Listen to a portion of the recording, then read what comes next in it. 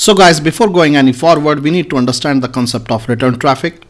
So a return traffic is nothing but it is simply a traffic which is a reply of your previous packet in the opposite direction. Alright, for example, in case of a TCP based communication between the client and the server, TCP acknowledgement can be regarded as a return traffic. Alright, so let us understand it with the help of an example. Let us suppose that you have some host machine whose IP address is 10.112 and it is present somewhere inside the private network of some organization. And that organization has a firewall installed at the boundary of its intranet. Alright, and 100.111 is some machine which is present elsewhere on the internet in the public domain. Now let's say that the machine on the left hand side, let's call it as A, and the machine on the right hand side, let's call it as B.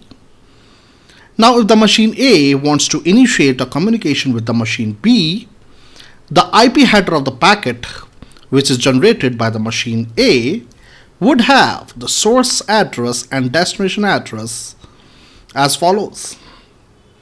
Right? The source address in the IP header of the packet will be the address of the machine A itself, and the destination IP address is the address of the machine B. This is something very basic, right? And here I am talking about IP header. Remember, IP header has two fields, source address and destination address. Now let us suppose that this packet reaches the machine B and now machine B generates a reply. So the IP header of the packet which is generated by the machine B in response to the message of machine A would have source address and destination address exactly opposite to what was specified in the message that was generated by the machine A. Again, this is quite obvious. The source address will be equal to the IP address of the machine B and the destination address will be equal to the address of the machine A. As simple as that. So the message that is generated by the machine B can be referred to as the return traffic. Alright?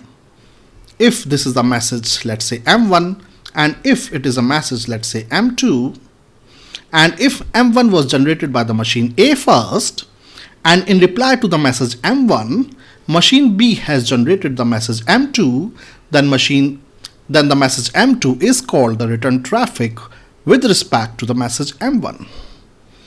Alright, so the concept of return traffic is quite obvious and simple. Now, firewalls, that is the device which is installed on the boundary of the intranet. Firewalls keeps track of what packet has gone from inside to outside or vice versa using 5 tuple. 5 tuple means the 5 fields. Those 5 fields are source IP, destination IP, source port, destination port, and the protocol value. Source IP and destination IP address are specified in the IP header of the packet. Source port and destination port are specified in the UDP header if it is a UDP packet, else in the TCP header if it's a TCP packet. Protocol is again specified in the IP header of the packet. So these 5 values together identifies uniquely something called flow. Alright, any traffic which is generated by the machine can be classified using these 5 tuples. Alright, and we refer to that traffic which is identified by these 5 tuples as flow. Alright, so flow F1 is different from the flow F2 if the value of any of these 5 tuple is different. So in return traffic, the IP address and the port numbers are swapped. Let us see in the next slide.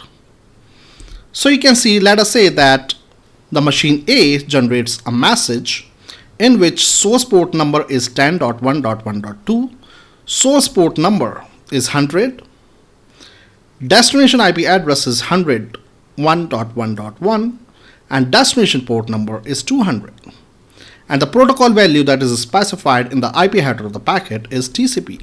It means that it is a TCP packet. Alright. So the flow that is generated by the machine A is nothing but it is the combined values of all these tuples put together. That is source IP, source port number, destination IP address, destination port number, and protocol value.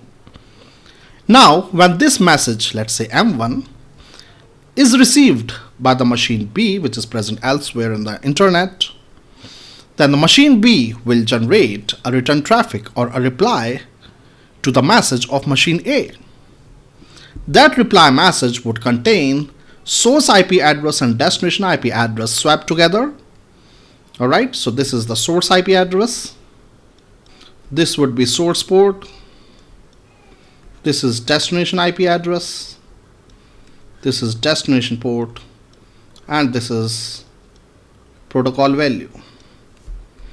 So you can see that in the return traffic, the source IP and destination IP address are swapped, as well as the source port number and destination port number are also swapped. So that's the concept of the return traffic, and it is quite obvious, right? The return traffic has to have source and destination IP address swapped and source and destination port number swapped, whereas the protocol value stays the same.